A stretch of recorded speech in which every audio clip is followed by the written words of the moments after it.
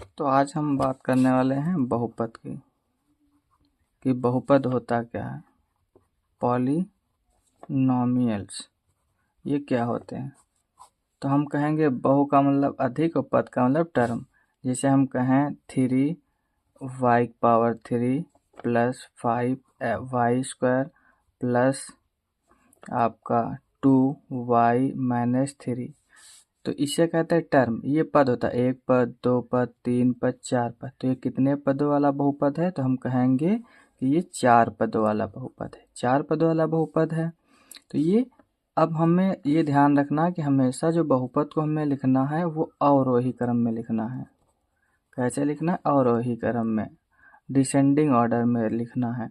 जैसे ये हमने लिखा, सबसे बड़ी पावर पहले, फिर उससे छोटी पावर, फिर उससे छोटी पावर। जैसे ये हम लिखते हैं आपका 5z² minus 10z³ plus 2z5। तो ये क्या है आपकी?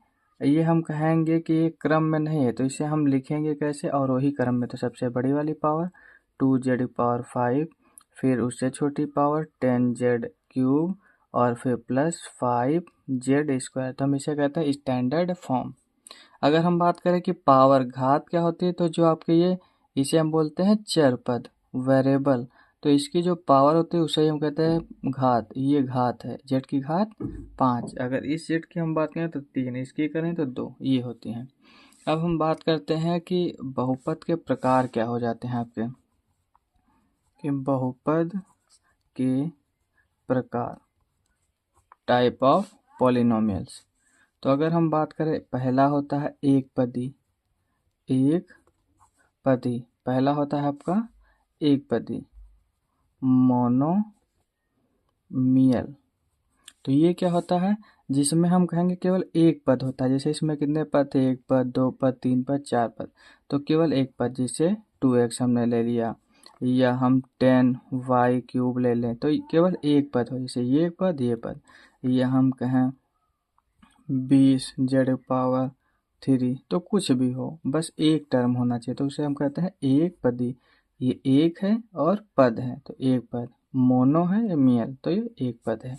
फिर अगर हम बात करें दूसरा, जिसे हम कहेंगे द्विपद, तो द्विपद आपका क्या हो जाता है? द्विपद की अगर हम बात करें तो आपका डाइनोमियल भी बोल सकते हो और बाइनोमियल भी बोल सकते हो, क्योंकि दो के लिए हम डाई का यूज भी करते हैं, बाई का यूज भी करते हैं। तो द्विपद जिसमें कितने पद हों आपके? दो पद हों।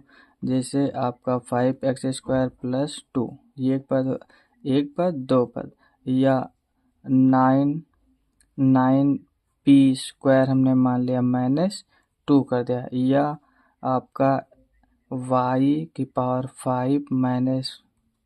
ऐसे इस तरीके से कई, जिसमें एक दो दो है ना, तो दो पद, ये 2 टर्म्स हो गए, ये द्विपद हो गया।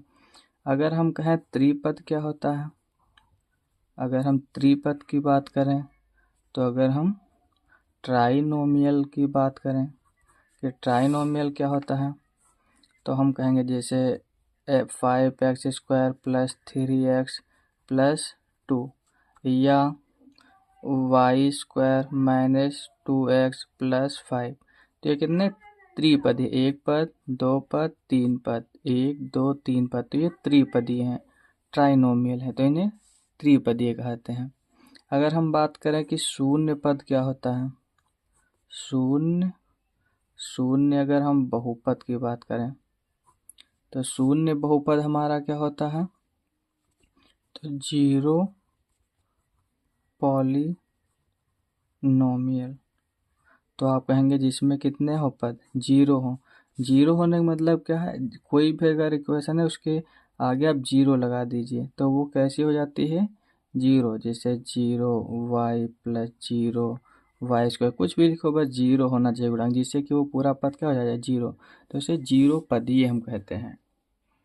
अब अगर हम बात करें कि घातों के अनुसार, हम कैसे इन्हें बांट सकते हैं बहुपदों को, ये जानना बहुत ज़रूरी है, क्योंकि ये बहुत काम आता है। तो आप कहेंगे पहला जो होता है उसे हम कहते हैं रैखिक रैखिक, ये हमने पद के हिसाब से बांटा था, अब हम घात के हिसाब से बांटेंगे। तो पहला होता है रैखिक बहुपद। तो लीनियर अगर हम बात करें कि लीनियर पॉलिनोमियल क्या होता है, तो आप कहेंगे जिसकी पावर एक हो। कितनी पावर हो? एक हो। जैसे 5x+3, तो वेरिएबल की पावर कितनी है? आप कहेंगे एक है। जैसे 10y-3, तो कितनी पावर? एक। तो इसे आप कहेंगे रैखिक समीकरण जिसकी पावर एक हो, जिसकी घात एक हो। फिर हम बात करें द्विघात।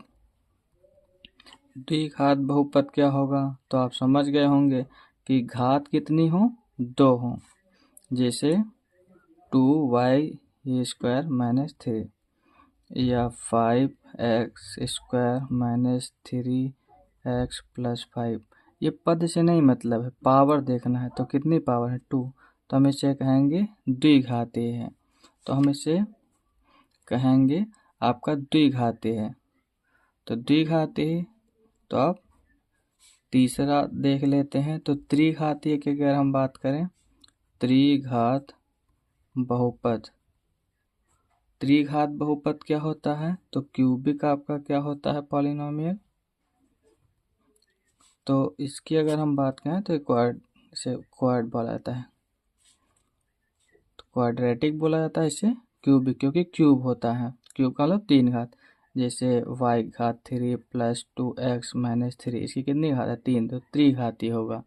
अगर चतुर्घात होगा तो चतुर्थ घात का मतलब बाई क्वाड्रेटिक, जिसकी पावर कितनी होगी? 4। तो ये आप आसानी से समझ चुके हैं। एक बार हम इसे शॉर्ट में रिवाइज कर लेते हैं। तो हमने देखा कि बहुपद क्या होता है। तो हमने बहुपद पॉलिनोमियल को समझा कि जिसमें एक से अधिक पद होते हैं उसे हम कहते हैं पॉलिनोमियल। तो कई सारे पद अगर हैं तो उसे हम पॉलिनोमियल। पद हमने क्या समझा? जैसे ये एक पद है, दो पद है, तीन पद है, चार पद है। तो ये कितने पद वाली बहुपद है? तो आप कहेंगे चार पद वाली। अगर और लगा देंगे तो और पद वाली। फिर अगर हम बात करें कि हमेशा हमें कैसे रखना है बहुपद को, तो डिसेंडिंग ऑर्डर में, अवरोही क्रम में। अवरोही क्रम का अर्थ है कि घटते क्रम। सबसे बड़ी वाली घात, जैसे इसमें हमने लिखा था इसकी घात 2 है, इसकी घात 3 है, इसकी घात 5 है। तो ये मानक रूप में नहीं है, स्टैंडर्ड फॉर्म में नहीं। हमेशा बहुपद को लिखना है आपका मानक रूप में। तो सबसे बड़ी वाली घात हमने सबसे पहले लिखा, फिर उससे छोटी वाली घात, फिर उससे छोटी वाले। इसे कहेंगे मानक रूप, स्टैंडर्ड फॉर्म। अब अगर हम बात करें कि पदों के आधार पे कौन कौन से प्रकार होते हैं, तो हम कहेंगे जिसमें एक पद हो तो एक पदी मोनोमियल होगा। जैसे एक पद ये 2x हो गया, 10y² हो गया, z हो गया, या आपका हम कहें कि 2p हो गया। तो ये क्या है? एक पद वाले हैं। द्विपद क्या होता है? बाइनोमियल। द्वि का मतलब दो, पद का मतलब पद, एक पद दो पद, तो द्विपद हो गए। पावर से नहीं लेना देना है, चाहे 10 हो, 20 हो, 100 हो, उससे नहीं मतलब। कितने पद हैं? दो पद होने चाहिए बस। एक पद दो पद, एक पद दो पद। त्रि का मतलब तीन पद, एक पद दो पद तीन पद। पावर नहीं ध्यान देना है, ये ध्यान रखना, ये x² के फॉर्म में है। एक पद दो पद तीन पद। और इसमें शून्य पद, जिसमें पद ही ना हो। ई का मतलब जीरो है तो जीरो गुणा होगा, ये पूरा का हो गया जीरो, ये जीरो। तो इसे हम कहते हैं आपका जीरो पॉलिनोमियल, शून्य बहुपद। ये हमने देखा पदों के आधार पे। अब हम देखते हैं घातों के आधार पे कि घात के आधार पे कैसे। तो आप कहेंगे रैखिक बहुपद। तो लीनियर पॉलिनोमियल क्या होता है? जिसकी पावर कितनी। अब हम घात के देख रहे हैं, पावर को देख रहे हैं, तो कहेंगे जिसकी पावर एक हो। जैसे x पावर एक है। पद चाहे जितने हो उससे नहीं मतलब, क्या होना चाहिए? केवल पावर एक होनी चाहिए। इसकी पावर एक, तो हम इसे कहेंगे रैखिक बहुपद। द्विघात, जिसकी घात कितनी हो? दो घात हो। जैसे इसकी घात दो, इसकी घात दो, तो हम कहेंगे कि क्वाड्रेटिक ये आपकी पॉलिनोमियल हो जाएगी। ट्राई आपका क्यूबिक पॉलिनोमियल क्या होता है? त्रिघात बहुपद जिसकी घात तीन हो। हम अगर कहें चतुर्थ घात क्या होगी? चतुर्थ घात की अगर हम बात करें तो चतुर्थ घात क्या हो जाएगी? जिसकी पावर कहेंगे कि आप चार होंगी। जैसे हम कहें कि y पावर 5 4, क्योंकि चतुर्घात है ना। और ये 3y पावर ये, और आपका 10y² -5y+5 तो कितनी इसकी पावर है? तो आप कहेंगे सबसे बड़ी पावर 4। तो ये कैसी है? चतुर्घातीय बाई क्वाड्रेटिक इक्वेशन है। तो ये आई होप आप अच्छी तरीके से समझ गए हैं। अब हम समझते हैं ग्राफ्स को, कि ग्राफ कैसे बनते हैं वो अच्छे समझ लेते हैं, क्योंकि हमारे चैप्टर जो है वो 2.1 जो दिया गया है, प्रश्नावली 2.1। तो प्रश्नावली हम देखते हैं 2.1 के लिए। प्रश्नावली एक्सरसाइज 2.1 ये बहुत आसान है, बस एक बार आपको समझा रहे हैं, 2 मिनट के बाद आप खुद से सवाल करने लगेंगे। कैसे समझते हैं? तो ग्राफ हम जब भी बनाते हैं तो हमने 9th में सीखा था कि कुछ इस तरीके से हम ड्रॉ कर लेते हैं, जिसे इसे हम कहते हैं एक्स एक्सेस, एक्स अक्ष बोलते हैं। ये क्या है? अक्ष बोला जाता है, एक्सिस बोला जाता है। और ये क्या होता है? जिसे हम कहते हैं मूल बिंदु, मतलब इसे 0,0, ये क्या होता है? मूल बिंदु होते हैं, ओरिजिन पॉइंट होते हैं। और ये होता है वाई एक्सेस, इसे वाई अक्ष बोला जाता है। तो ऐसे आपका जो हो जाता है लंबवत, जो हो जाता है ऊर्ध्वाधर हो जाता है, तो वर्टिकल होता है ये वाई एक्सेस, और ये हॉरिजेंटल क्षैतिज जो होता है निर्देशांक, तो ये होता है एक्स एक्सेस। आप अगर इधर जाएंगे दाहिनी ओर तो ध्यान रखना कि प्लस में मान रखा जाता है, ऊपर जाएंगे तो ऊपर भी आपको ध्यान रखना प्लस में रखा जाता है, और पीछे जाएंगे बाएं साइड में अपने तो माइनस में, नीचे जाएंगे तब भी आप कहेंगे माइनस में। बस ये याद रखना, इसमें फिलहाल उतना काम नहीं है। और अब ध्यान क्या रखना है कि एक्स अक्ष को अगर जो लाइन काटेगी वो कितनी बार काट रही है वो ध्यान देना है। जैसे इसमें हम कहें तो 1 बार काट रही, इसमें अगर कहें 2 बार काट रही, इसमें कहें 3 बार काट रही है। तो जितने बार आपकी एक्स लाइन को एक्स अक्ष को काट रही होगी लाइन, वही उसके होते हैं शून्य। क्योंकि पहले में आपसे बस यही पूछेगा कि शून्यकों की संख्या कितनी है। जैसे आपको मैं बुक से ही दिखा देता हूँ, क्योंकि मैंने क्वेश्चन नोट नहीं किया, लेकिन आपकी बुक में क्वेश्चन दिए गए हैं, तो उसी से मैं आपको दिखा देता हूँ।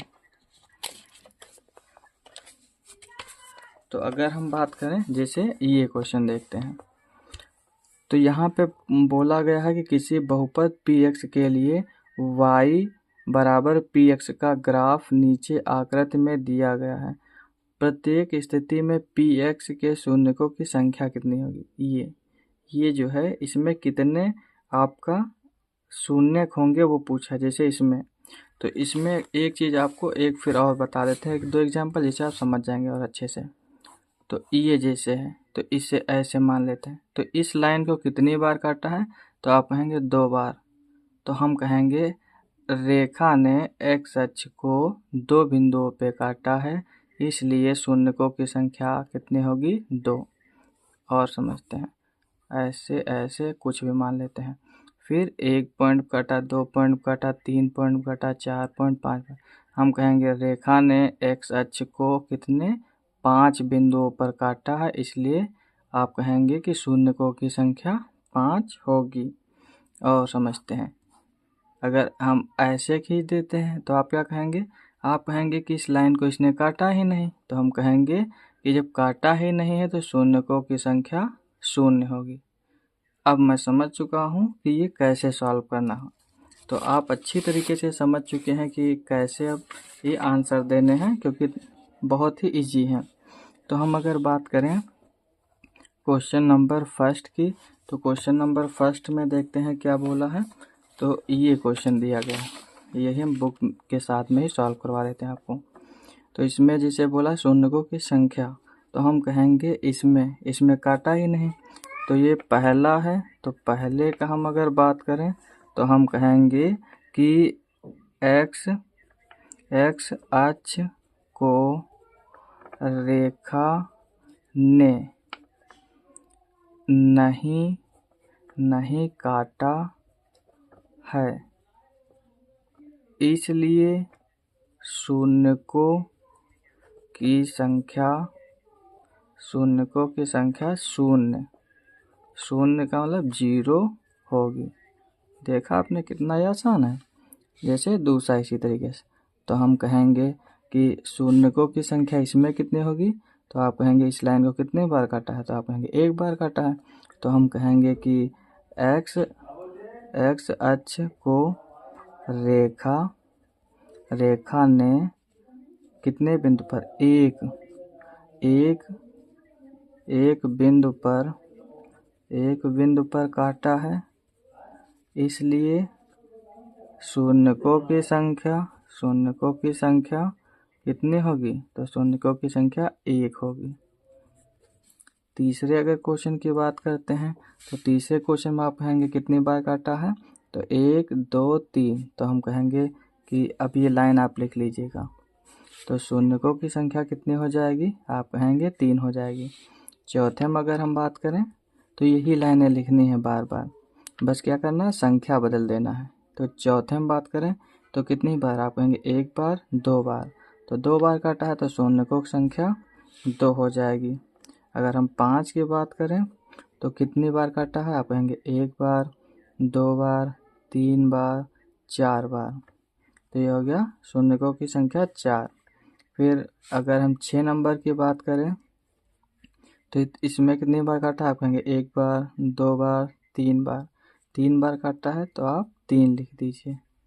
अब हम देखते हैं इसमें, तो ये क्वेश्चन नंबर क्या है आपका, आप कहेंगे 2 है। तो क्वेश्चन नंबर 2 में दिया गया है, दिए गए चित्र में बहुपद px का ग्राफ प्रदर्शित कीजिए px के शून्यकों की संख्या कितनी होगी, ये बताना है। तो आप कहेंगे कितनी बार काटा है, तो आप कहेंगे कि यहाँ पे अगर हम देखें तो केवल 1 बार यहाँ पे हमें दिख रहा है। तो ये हमें दिखाना है, अगर ग्राफ बोला प्रदर्शित करना तो आप ग्राफ ऐसे खींच दीजिए। ये ग्राफ हो गया, एक्स एक्सेस हो गया, ये वाई एक्सेस हो गया, और ऐसे ये कुछ ऐसे बना हुआ। तो आप कहेंगे 1 बार काटा, तो हम कहेंगे कि एक्स अक्ष को रेखा ने एक बिंदु पर काटा है, इसलिए शून्यकों की संख्या 1 होगी। अब हम देखते हैं इधर, क्योंकि क्वेश्चन नंबर 3 से इधर है, इसे हम फोल्ड कर देते हैं जिससे लिखते आसानी से बन जाए। तो आप कहेंगे कि इसमें देखते हैं, तो प्रत्येक आकृति y बराबर एफ एक्स, जहाँ एफ एक्स एक बहुपद है, का ग्राफ नीचे दिया गया है। प्रत्येक ग्राफ के लिए एफ एक्स के शून्यकों की संख्या। आप कहेंगे कि इसको कितनी बार काटा, तो आप कहेंगे 1 बार 2 बार। तो ये तीसरा है, तीसरे प्रश्न का पहला आंसर। तो तीसरे पहला, तो आप कहेंगे कितनी बार काटा है, तो आप कहेंगे 2 बार काटा, 1 2, तो हम लिख देंगे शून्यकों की संख्या 2। फिर दूसरे में बात करें कितनी बार, 1 बार। तीसरे में अगर हम बात करें कितनी बार, तो आप कहेंगे ये y वाला नहीं गिनेंगे, x वाला, तो यहाँ पे 1 बार है, तो ये भी 1 बार। फिर अगर हम बात करें चौथे में, तो आप चौथे में देखेंगे कितनी बार, 1 बार 2 बार 3 बार, तो आप कहेंगे 3 बिंदु काटा है इसलिए 3 हो जाएंगे। पाँचवें में देखते हैं तो 1 बार 2 बार 3 बार 4 बार, तो आप कहेंगे शून्यकों की संख्या 4। फिर अगर हम कहें कि इसमें कितने बार काटा है, तो आप कहेंगे कि ये y वाला हमें नहीं गिनना है, हमें गिनना है x वाला, इस लाइन वाला। तो आप कहेंगे 1 बिंदु पे काटा है, 2 बिंदु काटा है, तो शून्यकों की संख्या 2 हो जाएगी। अब कुछ मैं ग्राफ आपको देता हूँ और आप बताइएगा कि इनके शून्यकों की संख्या क्या होगी। जैसे पहला, इनके कमेंट में आंसर दीजिएगा। ये एक मान लेते हैं ग्राफ, दूसरा ये मान लिया, तीसरा